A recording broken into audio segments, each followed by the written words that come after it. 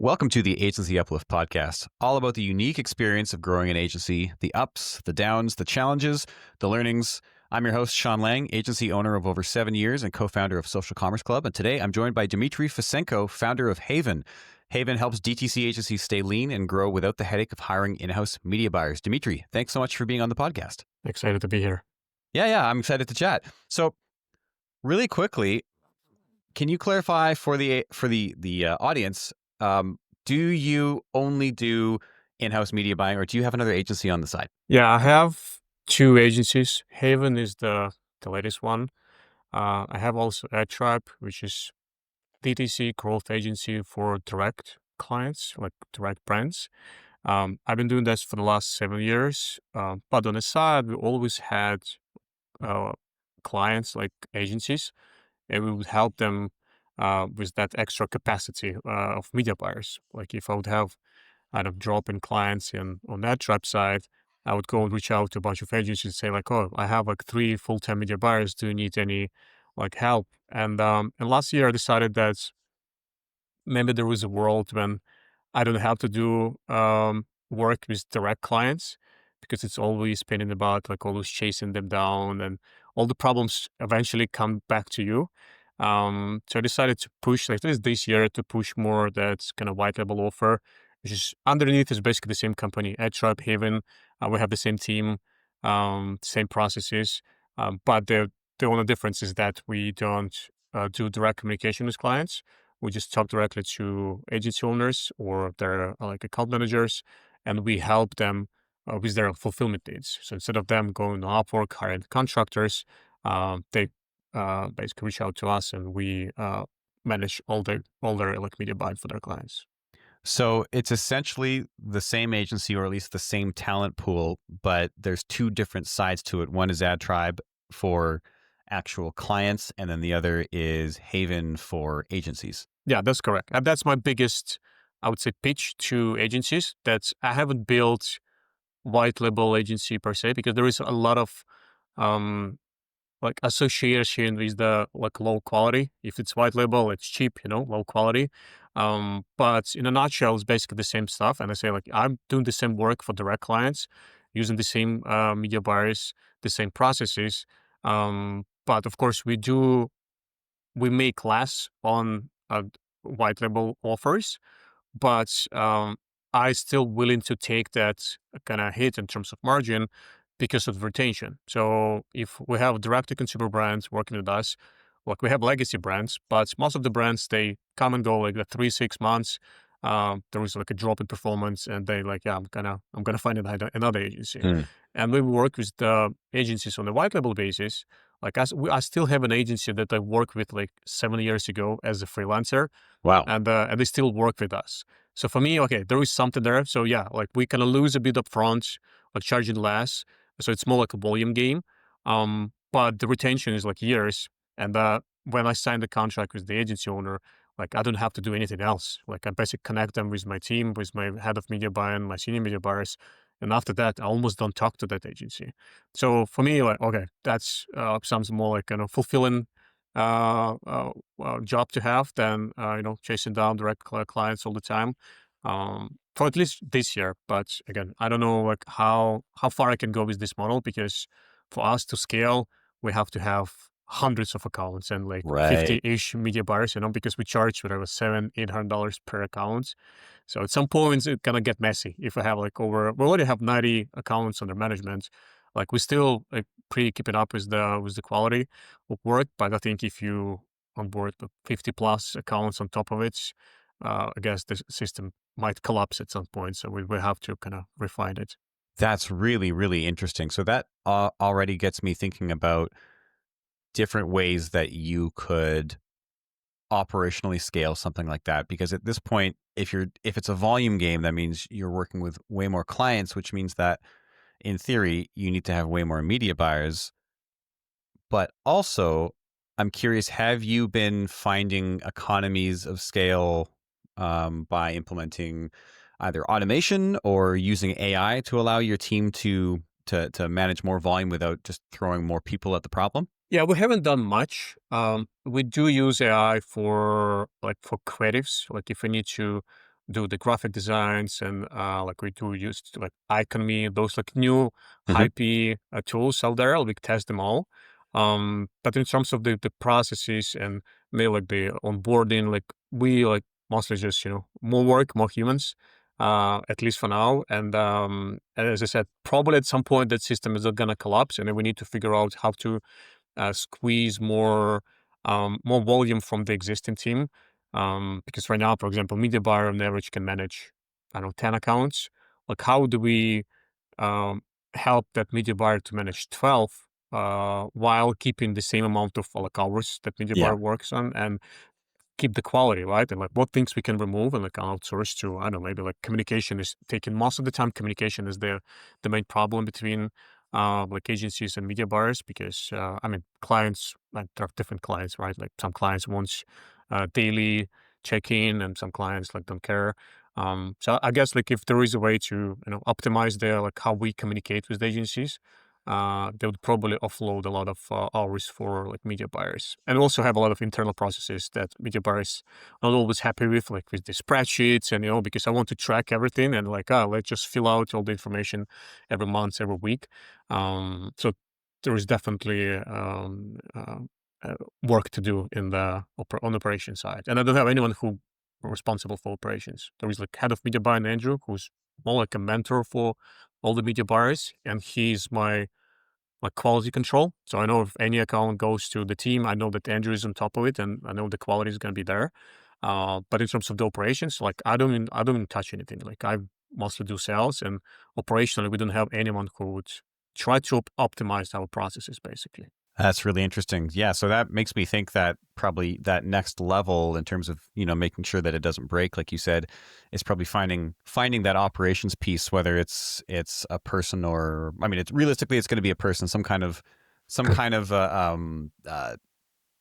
people management aspect as well as some sort of structure. But that's a really, really interesting model. And my first question is what made you want to split out the excess capacity you had from AdTribe and Startup Haven? Was that something that you saw somebody else do successfully, or just kind of an idea that you wanted to try? What did that look like? Well, that's so when I started AdTribe, my first client was actually my agency I worked with. So I worked for the guy for like 3 months, like got a skill, like okay, thanks. Like I'm gonna go build my own shit. And then like 3 months later, he reached out back to me and said like, Dmitry, I can't find like any media buyers, but I have like these clients who need like work to be done. So he became my first per se white label like partner. So I started doing it from day one. And from the first days, like most of our clients were like white labeled because I was in Ukraine. Right now it's a bit easier because I'm here in Vancouver, so I can, go meet up with clients and build the relationship, and the time zone is appropriate. Like in Ukraine, it was very hard to direct sales to Mm, like onboard really like decent size direct clients. Like I would get them like here and there from like Upwork or like Clutch, but we didn't have like a system to sell like to direct clients. So for me, it was easier to work with the agencies. They would become my basically sales reps. They would do the sales, they would do all the communication with clients, and I would have time to focus on building a team because I would have had the skill, and I had to pass that skill to my media buyers, train them, and kind of level up them to the kind of senior media buyer position. So once I did it, then I kind of started focusing more on kind of building up on my profile on LinkedIn and all of that, and kind of more on sales. But first 3-4 years, I didn't do any sales.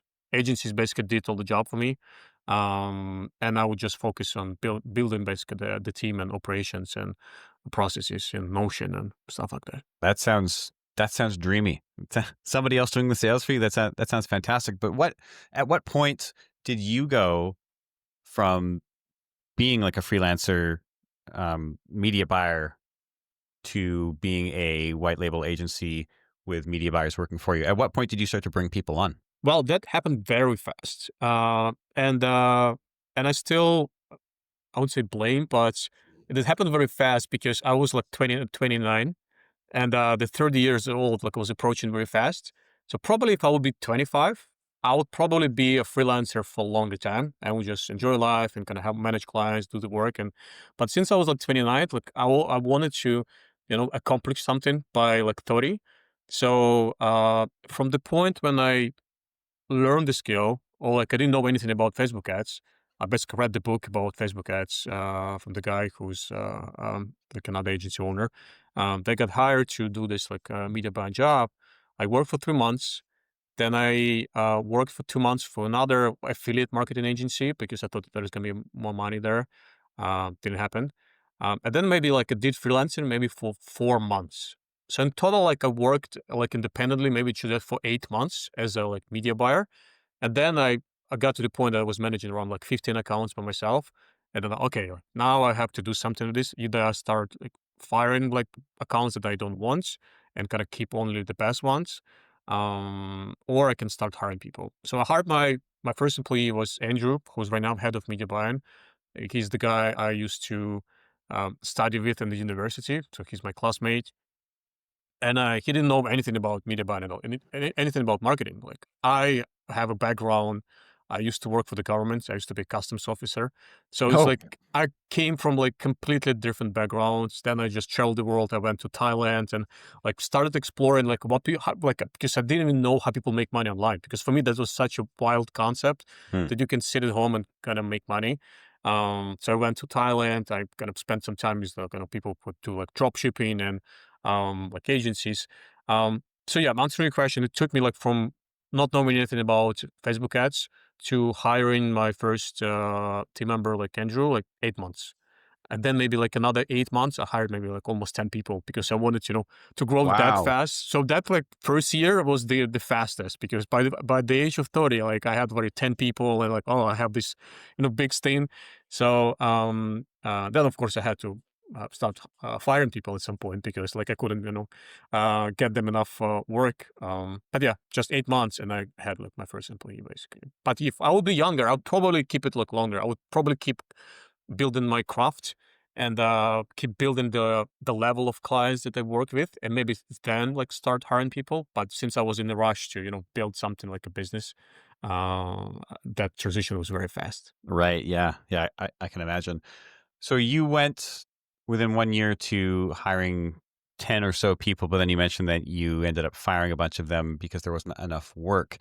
So were you hiring them on a full-time basis or were you hiring them based on hours per account? So you just hired 10 people full-time. Yeah, Wow. I didn't like I didn't understand the concept. That's why like I tell like that's why my pitch like as Haven like don't hire like full time because you like if you don't have like enough like leads and you don't know how you're gonna provide them enough work, you're gonna be draining in like an overhead and eventually you like just won't be making any money. So but well I learned it like too late. So yeah, I hired people all full time. The good thing was that I hired all the juniors and I was in Ukraine, so I paid them like almost like nothing. It was like $500 a month like salary. And all of our clients were based in the US. So there's like arbitrage. But even then, like I had way too much overheads and I shouldn't be hiring that fast. I was just, but lesson learned. So Interesting. So are your employees still on a full-time basis or do you pay them per account? Where my head goes, and again, maybe I have it wrong, but where my head goes is it would make a lot of sense and make it really predictable for you financially if you paid people per account because you bill per account. But again, I might have it totally off. yeah, that's a trick. I mean, we pay so half of the salary people get as bonuses per account basis. Okay. Like Okay. half of them they get it. So I don't pay like for example in Canada. I know like if you hire a media buyer, you're gonna pay just fixed salary and no bonuses. Oh, like you can give some like extra bonus, but typically you get the whatever 80K a year salary and that's it.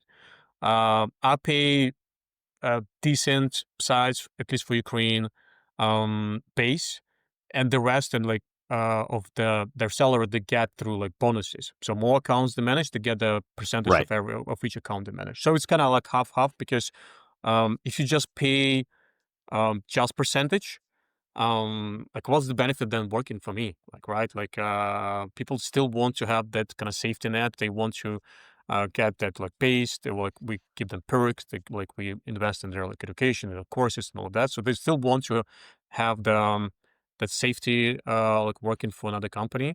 But also we, of course, we encourage everyone, like people who are crushing it and can manage a lot of accounts. Of course, they have to be making more than like just, average media buyer. Yeah, no, that makes a total sense.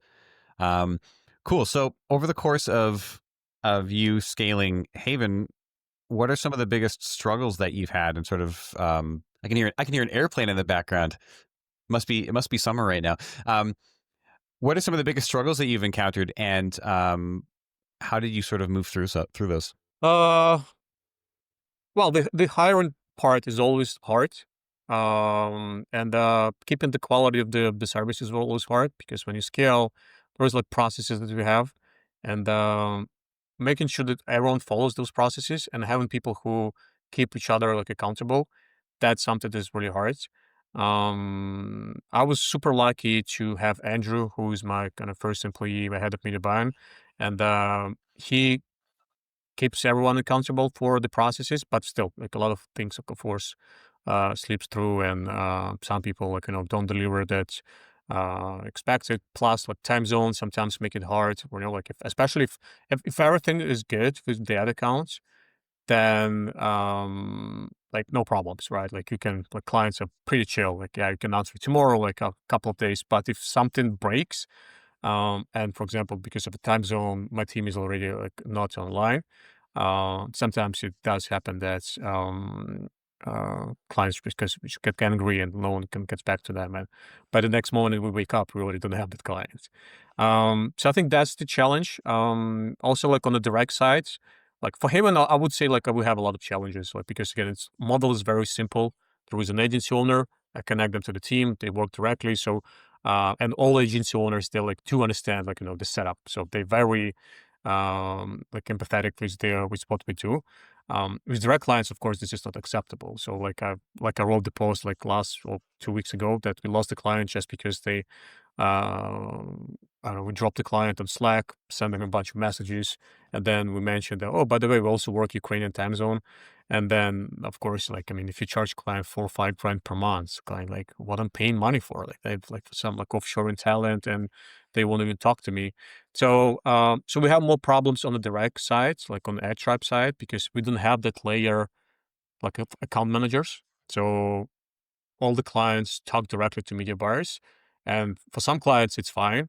But a lot of clients, especially if we charge like a higher fee, they want to talk to someone who's in their time zone, probably even speaks their own language, probably like the same culture. So that's probably the struggle for AdTribe, just having that communication aspect. And it's not about the results anymore. It's mostly about how clients, feel about you and feel about your agency. But having like I like having so far, and like the whole model of working with agencies makes it much more enjoyable. Yeah, I've heard this from a few agencies that do white labeling is how much simpler, how much easier the relationship is with agencies, which makes sense because you're kindred spirits. You understand exactly where you're coming from. You're much easier to be empathetic. That was one thing that we noticed at our agency is the the employees we had that were current or former brand owners tended to do much better and have better relationships with clients because they understood the unique frame of reference that these brand owners were coming from. And if you've never run a brand before, I mean, I say that agencies are complex businesses, but like brands are equally complex businesses and very, very hard. And so I think that it can be hard to manage a relationship like that, as well as someone who's actually done it, who's actually been in their shoes. So definitely important. I do think, and I fully agree with you. Results are the easier part. I think the harder part is actually that relationship and that client experience part. And one thing that I'm always telling people is relationship needs to be sort of prioritized above all. And the way that you can do that is by proactively making some kind of client experience process or system. So basically, basically planning out all the different ways that you want to make sort of deposits into that relationship. Do that early on, because you know that once you're doing the work and things are on fire and something is broken and results are down, you're going to be focused on those tangible things. But if you've got a proactive system that you've put in place for, like, okay, so every week we're going to make sure that we do this, or it's at the end of the month, and so we want to make sure that we want to have this kind of touch point or that kind of touch point. It's like that quote where it was, you fall. I'm going to butcher it, but you fall to the level of your systems, or something to that Yeah. effect, right? Yeah. And I think a lot more agencies need to take this seriously. Is that yeah, results are great and results are important, but at the end of the day, if results are down and there's no relationship there to sort of like catch you, then that client's probably walking out the door at that point. Yeah, and that's very hard to do. Like if you're working only with the offshore talents, which we do, that's the only like people we hire. And I realized that like more like into this game, like I do realize that the communication is actually much more important piece than the actual result. That's why for Haven, like we sell results or we sell time. Like we don't sell results, we sell like basically time, media buyers time to like other agencies. But for AdTribe, 100%, I kind of spoke to a couple of bigger agencies, and for them, the life-changing experience was then when they hired someone like as a growth strategist, was the client-facing role, the person who had background in both on the brand, who was working on the brand side before and on the agency side before. Then that person understands the perspectives of like two businesses, and that's the best like setup. But I guess it's not easy to hire those people because like there's pretty limited amount of people who Yeah, either like own the brands or like work on the brand side. So those people either choose to be on the brand side or either choose to be on the agency side. They don't typically, like want to work in both. So I think the biggest challenge for like for AdTribe to grow. For Haven, I'm pretty optimistic like that we can get to some numbers, but then of course the whole fulfillment side of things might break at some point if we have like whatever 20 accounts and we have like 20 different media buyers. Then just like managing people becomes like a problem. I mean, and that's kind of characteristic of any organization. When you reach that point, it's no longer delivering the service that's the issue. It's managing the people. That becomes the big thing. The biggest variable in the agency becomes the people, and you really need to invest in 100%. people who are good at managing other people. I think that's the only way that you can really scale at that point. Super, super critical. Definitely something that we learned at our agency as well. Is if you try to get past a certain point without really good managers, you'll constantly hit the same brick wall. Like you need good managers in order to make it happen. Um, so based on what you do currently, and I ask this question to most agency owners because I'm always hearing new recommendations. What are some tools or apps or interesting AI use cases that you found that make your life easier at the agency? Uh, Personally, for me, like I'm I'm not heavily involved in the like what's going on inside the like operations and in the agency side. I know we do leverage a lot of ChatGPT, like TikTok Symphony, like mostly things for the to make creatives for brands. Hmm? So that's what media buyers like mostly focusing on. Personally, like because I content production for me is the biggest like issue, and I don't like typically takes quite some time. I think I'm getting better. It's like more like optimizing the process so it doesn't take me like 2 days to write 5 posts.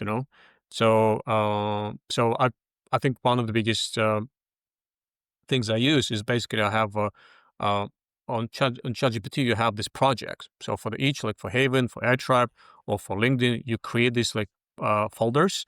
And within those folders, you create different ChatGPTs and you train them like over time. So like someone like who polishes your LinkedIn post, someone who generates the idea, someone who helps you with the like follow ups or DMs and stuff like that. So that helps a lot. Also like video editing. Like I use Vidio and Opus Clip. Like those tools look really like you. For example, like you can record this like video, drop it there, and you have 20 50 pieces of kind of a short form Hmm. videos. Yeah. That really helps with the saving the time, because otherwise I would manually, like, it would take me forever to edit like even one piece of content. It's not perfect, but it is like, I don't need to be perfect. I would ship it, like, even if it's not perfect, doesn't matter. Like, volume still the key. So yeah, that's personally that I like. And recently I discovered a pretty interesting like CRM system, because that's something like I always hated. Like, I use HubSpot, but only because, I mean, everyone uses HubSpot, but optimizing that, like, and pushing that to even updates to HubSpot, like, I always forget, and all the lead flow like gets like pretty cloggy. I started using Folk. That's very optimized for social selling CRM system. So, for example, if I'm on LinkedIn, there is a button. You just click on the button, and then like it automatically adds that person to my flow on that CRM system. Instead of HubSpot, then you have to copy paste manually and go to HubSpot and kind of put that person there, like add some like email and stuff like that. So that's the tool I've started using recently, and of course tools that the note takers tool. Like, I use Fireflies all the time, but recently I saw like Phaethon or like those tools, and I think they do a bit better job with the note taking, and actually, like, bringing down the like what we talked about, and pushing those notes back to CRM system. So I think those are kind of more like sales processes that I don't like to do. I hate follow up. I hate, like, updating CRM system. Yeah. I hate everything that is like routine. Yeah. I think those tools do make my life easier for sure. That's great. We'll definitely link those in the show notes. The CRM was called Folk. Folk, yeah, Oh, Folk, yeah. okay. I think I've heard of that one before, but I haven't checked it out. So I definitely will after this. What's something that you would tell yourself, if you could, when you were just starting out? Go LinkedIn and start posting. Ah, I had those. Maybe I had like three. Maybe I don't know, like maybe 3 or 4 times when I kind of started posting LinkedIn and then stopped doing that. And I think it's all about the consistency. I would stop doing for 2 years and then go back. And of course, every time you start from scratch. So I think if I would start doing at least something, it doesn't have to be like 5 posts like a week and, hundreds comments a week. Like, post something. Just make sure that you stay consistent and share. Like, and you don't have to be guru. Just share what's going on with the agency, like, and yeah. some clients wins and like results. I think it would start if I would start investing more in my personal brand from day one, not like last year. We would be definitely like on a different level right now in terms of revenue and uh, just profits in general. So I think, yeah, I wouldn't hold on and kind of, oh, like, I need to make my processes the best and, like, like, hire more people, and like then I'm gonna go to tell to the world how great we are. But it's never enough, and it's always, the best day to start is yesterday. So yeah, that's what I Yes, would do. exactly. It's like that proverb, the best time to plant a tree is yesterday. Like, yeah, just do it. I've had that exact same experience. I've started LinkedIn and then stopped, and then started and stopped. And every single time I'm like, why the heck did I stop? This is so stupid. Just keep doing it. Just chip away at it little by little. Yeah. Well, that's awesome, Dimitri. Thank you so much for coming on the podcast here. Where can people find more about you and Haven? Well, LinkedIn. You just go on LinkedIn and type Dmitri Fesenko, and you'll definitely like find me there. Excellent. We'll definitely add those links in the show notes so people can find you and connect with you. Yeah. Thanks for having me. Thanks for coming on.